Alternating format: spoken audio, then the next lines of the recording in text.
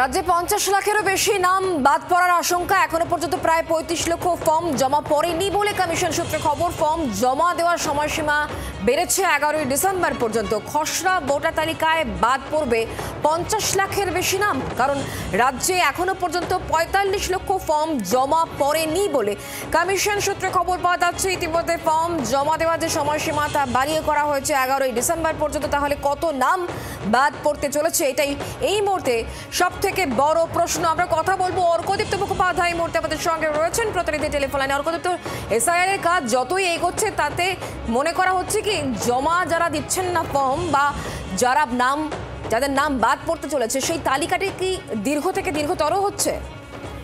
একেবারে তালিকা ক্রমশ বড় হচ্ছে এবং এই মুহূর্তে যে খবর আমরা কমিশন সূত্রে পাচ্ছি, এই সংখ্যাটা প্রায় 45 লাখের কাছাকাছি পৌঁছে গিয়েছে এবং সময়সীমা বাড়ানোর পর এখন 11 তারিখ পর্যন্ত ফর্ম সাবমিশনের ডেট রয়েছে। ফলে এখনো বেশ কিছু 10 দিন এখনো বাকি রয়েছে। 10 দিনের সংখ্যাটা কোথায় গিয়ে দাঁড়াবে সেটাই কিন্তু এখন এক বড় প্রশ্ন এবং খুব সম্ভবত সংখ্যাটা 50 লাখ ছাড়িয়ে যেতে চলেছে। ফলে ড্রাফট ভোটার লিস্টে যদি 50 লাখের বেশি ভোটারের নাম বাদ পড়ে, সেক্ষেত্রে চূড়ান্ত তালিকা যেটা 14ই ফেব্রুয়ারি বের হবে সেখানে কতজনের নাম বাদ পড়বে সেটা একটা কিন্তু বড় সড় প্রশ্নের মুখে ইতিমধ্যে দাঁড়িয়েছে। কারণ বিভিন্ন জেলা থেকে, গোটা রাজ্যের বিভিন্ন জেলা থেকে এই এনুমারেশন ফর্ম সাবমিশন হয়নি। এই 4টে ক্যাটাগরি মূলত দিয়েছে কমিশন, যেখানে আনট্রেসেবল বা ডেড ভোটার্স রয়েছে।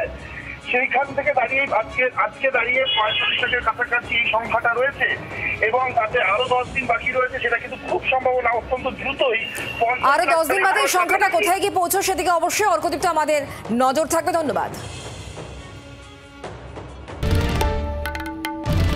বাংলার আওয়াজ, বাঙালির আবেগ, জি 24 ঘন্টা।